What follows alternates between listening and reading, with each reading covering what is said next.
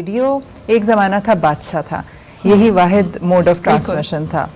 پھر T V آیا, لیکن تو بھی لوگوں کا دھیان نہیں ہٹا کیونکہ بہت بڑا سیگمنٹ ہماری سوسائٹی کا ریڈیو سنتا تھا. ابھی بھی ہماری گاڑیوں میں ہے, لیکن اب گاڑیوں میں بھی LCD اسکرین لگ گئی ہے. تو ریڈیو کا اس وقت اس کرنٹ سچویشن آپ کیا دیکھتے ہیں؟ دیکھیے, میں ہمیشہ ایک بات کرتا ہوں, اس بات سے کسی کو بھلے اختلاف ہو, لیکن مجھے لگتا ہے کہ یہ بات آنے والے وقتوں میں لوگ ریئلائز کریں گے. ریڈیو کا اسکوپ تھا, ہے اور رہے گا. وجہ یہ ہے کہ کوئی بھی میڈیم ہو وہ ہمیں سٹاپ کرتا ہے, ہمیں باؤنڈ کرتا ہے بیٹھنے کے لیے. ریڈیو وہ واحد میڈیم ہے کہ آپ چلتے پھرتے, ڈرائیو کرتے, کام کرتے, آپ اس سے کنیکٹ رہ سکتے ہیں. ٹھیک ہے, اور ہمارے ذرائع ابلاغ کا پہلا سلسلہ ریڈیو سے کنیکٹ ہوتا ہے. جب پہلی دفعہ وائرلیس کے ذریعے جہازوں تک پیغام رسانی کے لیے ریڈیائی لہریں استعمال کی گئی تھی, پھر اسی کو آگے چلتے چلتے پھر ریڈیو کا اس نے شکل اختیار کی. تو کہنے کا مطلب یہ ہے کہ ریڈیو کا اسکوپ ہے, آج بھی ہے. آپ دنیا بھر میں اس وقت ایک جس ادارے سے انٹرنیشنل ایک ادارے سے وابستہ ہوں, بیسیکلی وہ ریڈیو ہی ہے. لیکن چونکہ اب فی زمانہ جہاں پر مجھے ایک خطرہ ہے کہ ہم اس کو معدوم کر رہے ہیں, اس کی وجہ یہ ہے کہ ہم اس کو ڈیجیٹلائز کر رہے ہیں. ایک RJ کا, ایک براڈ کاسٹر کا چام اس کی آواز ہوتی ہے. جب آپ نے وہی چیز آپ نے ڈیجیٹل میڈیا پہ یا کہیں پر بھی آپ نے فیس بک پہ لائیو کر لیا, آپ نے تصویر شو کر دی, آپ نے ویڈیو شو کر دیا, تو اس کے بعد اس کا وہ چام نہیں رہتا. ٹھیک ہے, وہ جو ایک آواز سے محبت کا ایک سلسلہ تھا نا, وہ بڑا خطرناک ہے. سو وہاں پر آگے مجھے لگتا ہے کہ کہیں کہیں یہ کم ہوگا. لیکن جس طرح سے ہماری مصروفیات, ہماری چیزیں بڑھ رہی ہیں, اور جس طرح سے ہم بہت زیادہ وقت کی قلت کا شکار ہوتے جا رہے ہیں, تو مجھے لگتا ہے کہ آنے والے وقتوں میں ریڈیو کی کمی کو جو ہے وہ محسوس کیا جائے گا. اور ریڈیو بہت ہی جو ہے نا, جسے کہتے ہیں کہ پوری آب و تاب کے ساتھ آگے بڑھے گا, اور لوگ اس ضرورت کی طرف آئیں گے, پلٹیں گے. یہ میں سمجھتا ہوں, اس لیے کہ وقت بہت تیزی سے بہت جو ہے نا وہ جسے کہتے ہیں کہ کم ہوتا جاتا ہے. اس میں ریڈیو کی ضرورت بہت زیادہ ہے. اچھا, آپ نے جو کہا نا لوگ آئیں گے, ویسے بھی دنیا اللہ نہ کرے جیسے کسی بڑے انتشار کا شکار ہوئی تو یہ ٹی وی تو پھر ظاہر اسٹوڈیو تک لوگ ہی نہیں پہنچ سکیں گے, تو کسی بھی کمرے سے بیٹھ کے ریڈیو چل جائے گا. ہاں, اور یہی World War I میں بھی تعلق کا باعث بنا. تمام جنگوں میں, اور اس کی اہمیت ہی World War I کے بعد ثابت ہوئی نا, کہ اگر میں پڑھ رہی تھی جب کووڈ آیا تھا نیا اور ہوم اسکولنگ کا اسٹارٹ ہوا تھا آغاز, تو آپ نے بھی دیکھا ہوگا ایسی بڑی پوسٹ وائرل ہوئی تھی جس میں انہوں نے کہا تھا کہ پتہ نہیں ارلی کس ایئر میں کون سی جنگ میں ریڈیو کے تھرو سکولز چل رہے تھے. بالکل ایسے ہی ہے, بالکل ایسے ہی. بھائی ہمارے یہاں پر ریڈیو پاکستان کا, World War II میں شاید, ریڈیو پاکستان کا کتنا بڑا کردار ہے جنگوں میں. آپ بارڈرز پہ جا کے جو ہمارے گلوکار انہوں نے ترانے گائے ہیں, اپنے جوانوں کا لہو گرمایا ہے, تو کتنا سارا. تو یہ کنٹریبیوشن, چاہے وہ ایجوکیشن ہو, چاہے وہ سوشل اویئرنیس ہو, چاہے وہ کسی بھی طرح کے معاملات ہوں, سماجی طور پہ کسی بھی طرح کا نیریٹو جب قوم کو دینا ہوتا ہے, تو ریڈیو نے ہمیشہ اپنا کردار ادا کیا ہے اور کردار ادا کرتا رہے گا. اچھا, آپ کیونکہ بہت ارلی بچپن سے ہی آ گئی تھیں, گریڈ 5 میں جب آپ تھیں اور ریڈیو پاکستان سے شروع کیا, how that time is different from today? بالکل, بہت آپ نے امپورٹنٹ سوال کیا ہے. ریڈیو اس وقت سب کچھ تھا. مطلب ہم یہ دیکھتے تھے کہ لوگ بہت تعداد میں اس کو اپریشیٹ کرتے تھے اور بہت زیادہ سنتے تھے. اور ابھی ہمیں مقابلہ کرنا پڑتا ہے, مطلب ٹیلی ویژن کا بھی, ڈیجیٹل میڈیا کا بھی, اور پھر اس میں ریڈیو کا سروائیو کرنا, اس میں تھوڑا سا ہمیں کمپٹیشن ہے. اور پہلے زمانے میں جو ریڈیو تھا اس میں یہ تھا کہ لوگ اس وقت بہت زیادہ ریڈیو سن رہے ہوتے تھے, پروگرام سن رہے ہوتے تھے, تو اس کو پسند کر رہے ہوتے تھے. تو یہ ساری چیزیں جو ہیں وہ اس میں فرق ہے. مطلب وہ ریڈیو جو تھا اس میں بہت زیادہ کانشیس ہوا کرتے تھے. اب FM پہ ہم نارمل باتیں کر رہے ہوتے ہیں, ہم اس طرح جیسے ڈرائنگ روم ٹاک ہوتی ہے وہ چیزیں چل رہی ہوتی ہیں. وہی تھا جیسے شروع میں PTV پہ آسانی سے بھرتی نہیں ہوتی تھی, اسی طرح ریڈیو پاکستان بھی ایک معیار تھا. اس میں میں ان کی بات کو ایڈ کروں گا. بیسیکلی ریڈیو اور PTV یہ اکیڈمیز تھیں, بانی ہے, ٹھیک, یہ اکیڈمیز تھیں, یہ سکھاتی تھیں. مجھے ابھی بھی یاد پڑتا ہے ریڈیو کے زمانے میں کہ ہم جب پروگرام کر کے نکلتے تھے تو اس کے بعد ایک ڈیوٹی آفیسر ہوتا تھا جس کا کام ریڈیو سننا ہوتا تھا. ٹھیک ہے, وہ ریڈیو سن کے ہمارے تلفظ نوٹ کیا کرتا تھا. ٹھیک ہے, پروننسیشن نوٹ کرتا تھا کہ انہوں نے کیا پروناؤنس کیا اور ایکچوئل پروننسیشن کیا ہے. اگلے دن ہماری کلاس ہوتی تھی کہ بھائی فلاں کو بلاؤ, اس کا پروگرام آیا تھا, ہاں بھائی تمہارے پروگرام میں یہ لفظ تھا, یہ تم نے کس طرح سے کہا, اس کی پروننسیشن تو یہ نہیں ہے, یہ تو ایسے کہتے ہیں, اس کو تو ایسے کہتے ہیں.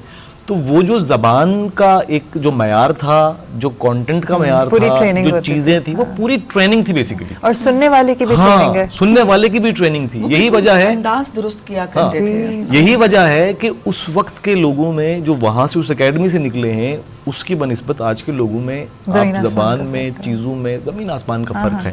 اچھا, پھر دوسرے نمبر پہ ایک چیز یہ ہے کہ اب چونکہ جس دور میں ہم ہیں نا, ہمیں اتنا کشت نہیں کاٹنا پڑتا. اس وقت جو وہاں پہنچتا تھا نا, مجھے ابھی بھی یاد ہے کہ جب میں نے جو براڈ کاسٹرز کے جو امتحانات ہوتے تھے, A category, double A, triple A, یہ کیٹیگریز ہوتی تھیں جو بی بی سی اسٹینڈرڈ کی کیٹیگریز ہوتی ہیں, وہ امتحان ویسے پاس کرنا پڑتا, جیسے آپ جیسے سی ایس ایف کا ایگزام دیتے ہیں نا, اس طرح سے آپ کو بڑا کشت کاٹ کے وہ امتحان پاس کرنا پڑتا تھا, تب جا کے آپ براڈ کاسٹر کی کیٹیگری میں شامل ہوتے تھے. یہ آر جے کی اصطلاح استعمال ہوتی ہے نارملی, آر جے تو کوئی بھی بن سکتا ہے. براڈ کاسٹر ہونے کے لیے آپ کو بڑا پڑھنا پڑتا تھا, وہ ہر طرح کے سوالات, آپ کو M C Qs, live interviews, live shows, all of sudden ایک ٹاپک دے دیا, اس پہ بات کرنی ہے آپ کو اور وداؤٹ فمبل کرنی ہے, تب جا کے آپ یہ کہلاتے تھے کہ جی ہاں یہ A category, double A category, triple A category qualifying broadcaster ہے. وہ سارا جو سلسلہ تھا وہ اب تو نہیں, اب تو کوئی بھی جس کو بھی تھوڑا سا ذرا کچھ چٹر پٹر کرنا آتا, وہ بیٹھ کے جو ہے وہ کہنے لگتا ہے کہ ریڈیو, اس کے علاوہ ریڈیو آفیسر کے علاوہ جو ہے وہ ہمارے پروڈیوسرز بھی ہوا کرتے تھے, تو جو سنا کرتے تھے, اور اس کے علاوہ اسٹیشن ڈائریکٹر بھی پروگرام سن رہے ہوتے تھے. مطلب یہ پوری ایک چین تھی جو کہ چل رہی ہوتی تھی, اور لوگ اس چیز کو بڑا اپریشیٹ کرتے تھے. اور اگر غزل کو جو ہے وہ نظم کہہ دیا اور نظم کو غزل کہہ دیا, تو آپ نے کیسے کہہ دیا, آپ کو فرق پتہ نہیں ہے کیا, آپ کو کس طرح معلوم ہے, آپ کس طرح پڑھیں گی. اچھا, جانے سے پہلے آپ کو بالکل درست الفاظ اور تلفظ کے ساتھ اساتذہ کی صرف آپ نے نظم یا غزل پڑھنی ہے. آپ نے کوئی ایسے ویسے جس کو جو اوتھینٹک نہیں ہے اس کا آپ نے نہیں پڑھنا. مطلب وہاں سے جو ٹریننگ ہو جاتی ہے, تو اس کے بعد جو ہے وہ آپ کسی بھی طرح اپنے آپ کو مولڈ کر سکتے ہیں. ان لوگوں میں میں آپ کو بتاؤں, ریڈیو بخاری ریڈیو کے بانیوں میں ان کا شمار ہوتا ہے. ان کا ایک واقعہ ہے کہ چونکہ اس وقت تو یہ بیک گراؤنڈ پولیس وغیرہ نہیں تھا نا, ساؤنڈز ریکارڈ کرتے تھے, ڈرامہ, ریڈیو ڈرامہ ہوتا تھا, بڑا ایک سلسلہ تھا ریڈیو ڈرامہ کا. ان کا ایک واقعہ ہے کہ انہوں نے اونٹ کے پیروں میں گھنگرو باندھ کے نا ان کے چلنے کی آوازیں ریکارڈ کی. ریڈیو بخاری جو ہے وہ جب ان کو سنائی گئی کہ یہ آوازیں ہم نے ریکارڈ کی, انہوں نے کہا یہ جو 8واں اونٹ ہے اس کے پچھلے بائیں کھر میں ایک گھنگرو مجھے لگ رہا ہے ٹوٹا ہوا ہے.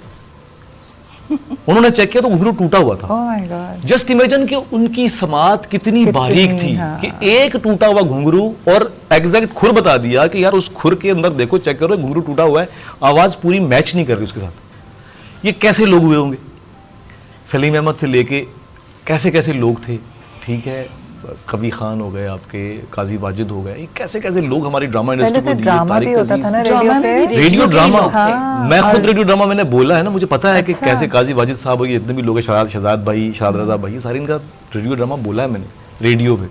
تو مجھے پتا ہے کہ ریہرسل ہوتی تھیں, ہفتوں ہفتوں ریہرسل چل رہی ہیں, اس ریہرسل کے بعد ہم ایکٹ کر رہے ہیں, ہم ایکٹ کے ذریعے شو کر رہے ہیں. مثلا لٹرلی مجھے پتا ہے کہ میں نے خود, چونکہ یہ بہت پرانی بات ہے, جب لیٹ 90s کی بات ہے, کہ ہم آوازیں جو ہے وہ خود ریکارڈ کرتے تھے.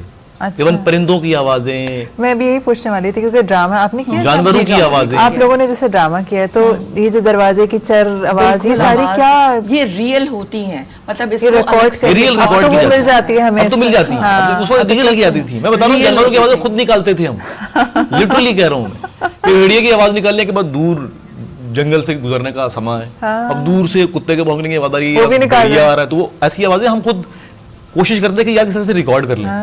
اور یہ ریالٹی میں جو ہے نا, وہ دروازہ کھولنے کی آواز ریکارڈ ہوتی تھی, الگ الگ سی چیزیں, اور پھر اس کو انسرٹ, پانی پینے, کلو پانی پیو, تو پانی ڈالتے ہوئے اونڈیلنے کی اور پینے کی آواز. اچھا, اب یہ میرا ہمیشہ سے ذہن میں آتا تھا, یہ جو رونے کی آواز ہوتی ہے, اب آپ کے سامنے تو آپ کا مطلب ماحول بنانا ہوتا ہوگا, یا آپ اتنے ٹرینڈ ہو جاتے ہیں کہ آپ کنونسنگلی رو رہے ہوتے ہیں, جیسے نہیں ہوتا تھپڑ مار, اچھا تھپڑ مارنے کی آواز کہاں سے نکالتا ہے, مطلب ایسے خود کو بھی اس طرح تو ہو سکتا ہے, وہ آواز آتی